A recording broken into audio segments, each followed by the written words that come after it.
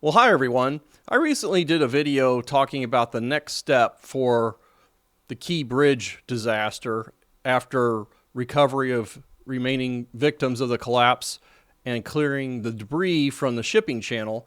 I was talking about the process that goes into planning, designing, and constructing a new bridge, and also discussing what the most likely bridge type would be.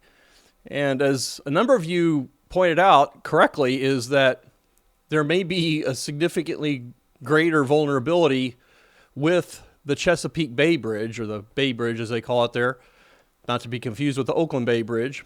But the news media has also picked up on this, and I thought I would do a video covering what really needs to be done with the Chesapeake Bay Bridge, why it's vulnerable, and again, show some past examples where people reacted to these types of bridge disasters from either a train collision or barge or ship collision, as well as an example of somebody who was really proactive and built protections to one of their bridges back in the 60s and 70s.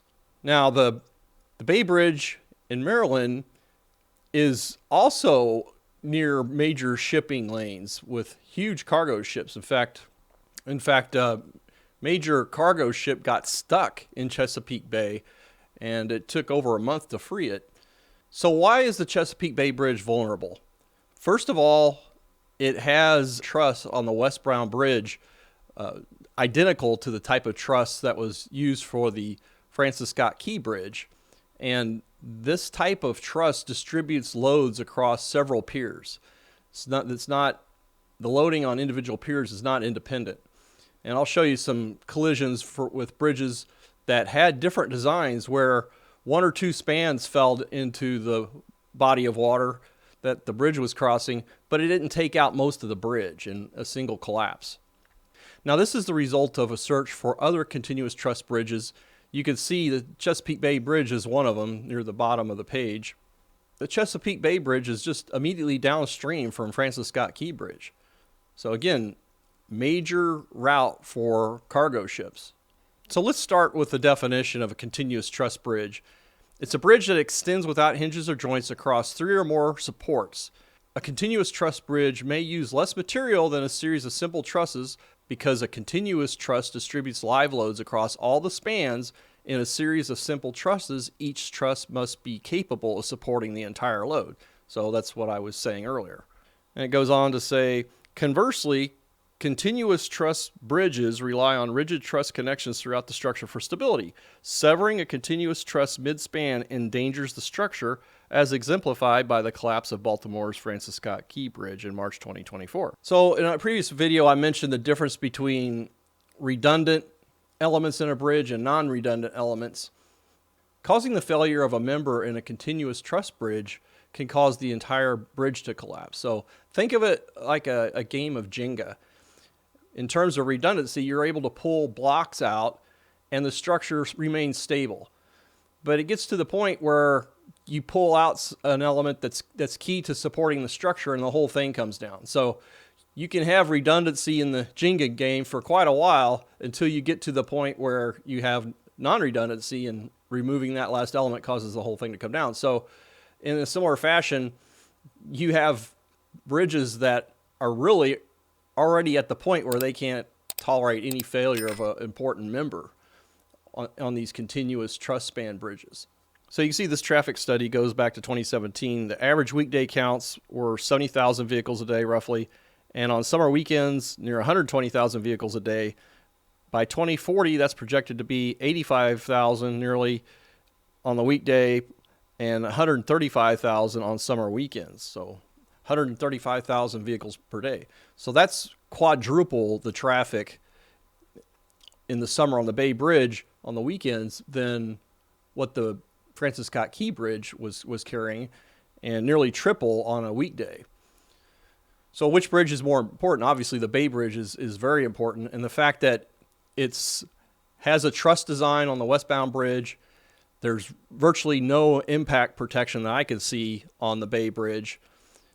It's just a complete vulnerability, as the Key Bridge had. Now, there have been people that have looked at what the options are for continue to maintain the bridge or to rebuild it altogether. And to keep limping along and really not do anything new, they project over $3 billion. And they look at various build options, depending on when it's done, ranging from about $5 to $7 billion. Now here's an example of good protections being put in place for a bridge. This is overbridge crossing the Arthur Kill tidal flat between New Jersey and Staten Island. This bridge was built in 1928. But the New York Port Authority had the foresight after they saw some collisions involving oil tankers with a weight of around 53,000 tons. The dollies reported to be over 100,000 tons. I think they said 107,000 tons. So again, the ships have gotten a lot bigger, but even for the ships at the time in the 1960s, they were quite large, and the owners and the designers recognized that these bridges could be taken out through ship and barge impact. So I'm going to come back here. You can see you've got a fender structure, you've got dolphins, upstream and downstream.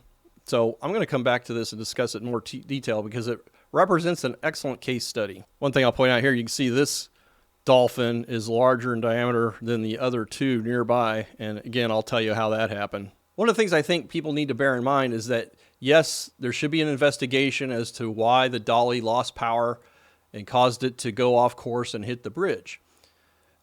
But I'm looking beyond that. If there had been passive protections employed at this key bridge, the catastrophic collapse could have been avoided, in my opinion. And this isn't hindsight. I've had several people saying, hey, Captain Hindsight, obvious. Well, really? What about all the other similar bridge disasters? And other bridge owners said, doesn't apply to me. I don't have to worry about that, even though I have barges and ships crossing under my bridge. Why do I need protection? I mean, it just blows my mind. To me, it's like somebody buying a shiny new car, knowing they'll never have the money to change the oil or replace the tires. That's how I feel about a lot of these bridge owners. Their attitude is, we'll build it and just hope for the best. And so why these passive protection systems are important is so you can have pilot error from these tugs and ships. You can have people who have had medical emergencies. This is what happened in May of 2002. There was a collapse of the I-40 bridge in Oklahoma. 4 barges were being transported along the Arkansas River, depending on where you live. And the tugboat captain had what's called a syncope. That's what the NTSB concluded. I actually had one of these first and only time in my life a few years ago. You can have medical situations that cause your blood pressure to drop, and just in a few seconds, you're going to be out cold, and you could be out for several minutes. And they estimate that this tugboat captain was unconscious for 4 to 5 minutes. And during that time, the barges went off course and struck the bridge. And people weren't able to stop that were driving across the bridge, and a total of 14 people died. Another example of a barge bridge impact, on September 15th, 2001, there was a collapse of 3 spans on the Queen Isabella Causeway. This causeway connects Port Isabel with Padre Island across the Laguna Madre Gulf Intercoastal Waterway. 8 people were killed as their cars plunged over 85 feet to the water below.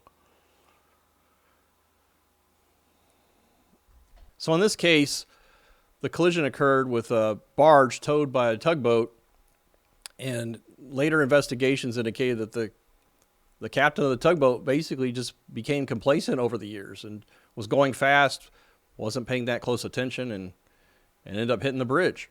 A lot of people don't know about this story because it happened 4 days after September 11th in 2001.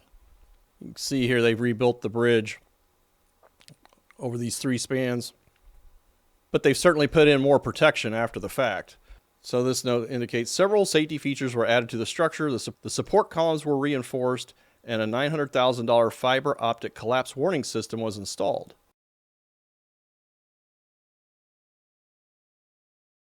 Now let's go on to another major disaster, and that's the Bayou Canot Bridge near Mobile, Alabama. The Amtrak Sunset Limited derailed following damage to the bridge from a barge impact to a pier. This happened on September 22, 1993. The factors here were fog, bad judgment, not using radar. As a result, The train derailed, plunged into the water. Many of the train cars were oil tankers. They caught on fire. A total of 47 people were killed. It was a major disaster, and the NTSB issued a report recommending that there be a study of bridges across the country that would be vulnerable to impact from either maritime vessels or trains. So there was supposed to be an inventory, and like most things, I think it largely petered out. So what happened is the captain of the tug thought he was in the Mobile River Channel, and instead he makes this turn into the big Bayou Canot, and then not long after that impacts the bridge. And speaking of Oklahoma, there was a barge impact to a bridge pier just last week, but the damage was minimal, and they closed the bridge for a few hours to allow engineers to inspect the bridge, and they reopened it shortly thereafter, deeming it safe. Now let's get back to the outer bridge. As I mentioned, the collision protection system for the outer bridge were beefed up in the 60s and 70s. I don't have an exact date for that, but some other documentation indicates it was in that period of time. So this just shows you the location of that bridge relative to the Port of New York. So we're looking at these downstream dolphins. Cellular sheet pile wall with rock fill and a concrete cap. These smaller ones are 45 foot in diameter. This larger one's 60 foot in diameter. And actually in the 70s, this dolphin was impacted by an oil tanker and did a lot of damage, but the dolphin did what it's supposed to do. It deformed, the sheets spread apart, the granular infill started to flow out. It acted as a major shock absorber. The other function of these dolphins and fenders is to deflect a large barge or ship such that it avoids an impact with the bridge pier itself. So with a head-on collision, you're looking at solely energy dissipation from deformation and movement of the dolphin itself. But in other than direct impacts, a deflection mechanism is quite possible. So this just shows you the layout of these dolphins. So that collision with that dolphin occurred in 1987. And it took them 8 months to build a larger diameter cell around the one that was destroyed. So the repair went a lot quicker than if they had to start from scratch. Here's a sketch of what that impact did to the dolphin. There's some movement at the base, some sliding. It's bent over, a lot of deformation of the sheets. So clearly it's absorbed a lot of energy. There was also a previous collision in 1979 where a 45,000 ton tanker struck cell number 4 head on. It says only the center dolphin was hit during the impact, and the ship continued forward 50 feet before it was dragged to a stop.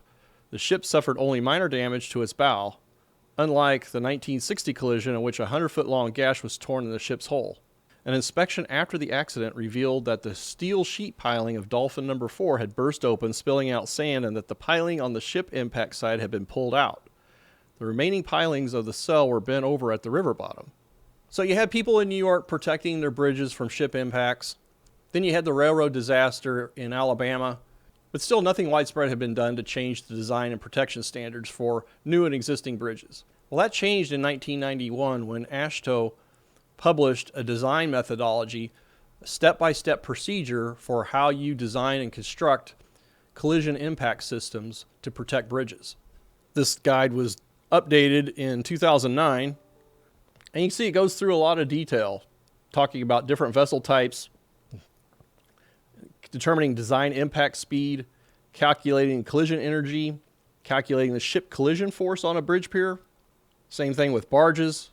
Then you get into a risk assessment where you calculate the annual frequency of collapse, and that accounts for vessel frequency, the number of vessel passes near the bridge, the probability that a barge or ship's going to go off course. Then you can calculate probability of collapse, and you calculate protection factors. So it's a rational approach to determining what's needed to protect a bridge. Then from that, you get into the design of the dolphin and fender systems. It just shows you the methodology for doing some of these calculations. Florida DOT took these AASHTO procedures and generated a computer program. Really, I think it's a MathCAD template for doing all these calculations. And they've had it posted on their website. So the design methodology information is out there. Now, talking about the Sunshine Skyway bridge collapse in 1980, This is eerily similar to what happened with the Key Bridge with the Dolly impact, in that in this case you had a freighter that impacted the columns for the bridge pier. These were reinforced concrete columns, and the backside broke in tension. Concrete cover was gone, and then the reinforcing steel obviously couldn't support the overlying load, and the whole thing came down at that pier. Here's a video segment that was taken that shows the impact of the Dolly on the Key Bridge. So you can see the water splash up, and then the bow of the ship impacting the bridge columns, and then the thing comes down. Now, in this segment of video, I have changed the contrast so you could see it a little more clearly, and just highlighted it. And on this video segment, I've also increased the contrast, but I've also magnified the image. And I've circled the area where the pier columns collapsed. Of course, after the Skyway bridge collapse, they installed an extensive dolphin system to protect their bridge piers. So again, I think the investigation by the NTSB, Coast Guard, other government officials should look into all aspects of what caused the Key Bridge to collapse. But ultimately, these bridges need to be protected. I've shown you examples of where people were being sloppy in the operation of their vessels, or they had a medical emergency, or just unusual circumstances conspired to result in a major impact with a bridge that caused a collapse or partial collapse that claimed several lives. So instead of focusing on rebuilding the Key Bridge, and some of you made this point, and I think it's accurate, you know, carrying 30,000 vehicles a day, certainly inconvenient, but no matter how you slice it, traffic's going to be rerouted for several years already. So instead of jumping in and trying to rebuild the Key Bridge immediately, whatever money they can garner needs to be spent protecting the Chesapeake Bay Bridge and other bridges throughout the country. And I think Congress is going to take a harder look at this and not just fork over a bunch of money to rebuild something when more important vulnerabilities exist. And so we're not even talking about the homeland security aspects of this. We're talking about just accidents up to this point. So I want to send a shout out to the channel members. I really appreciate your support. It helps me generate a new video at least once a week. And the ranks of the channel members are growing. One of the perks is that they'll typically be able to preview a new video prior to it being released publicly. I also want to send a shout out to those of you who have provided super thanks. That's another way to support the channel. And of course, I'd like to thank those of you who have liked, subscribed, and commented on these videos. I really enjoy the engagement on these videos. And quite frankly, it gives me other areas to explore. I mean, I'm constantly exploring my own curiosity, trying to understand what happened, how this applies to other situations. So again, thank you for that. I still have the digital download of the biggest civil engineering disasters in the last 100 years. There's a link in the description. Thanks very much, everyone.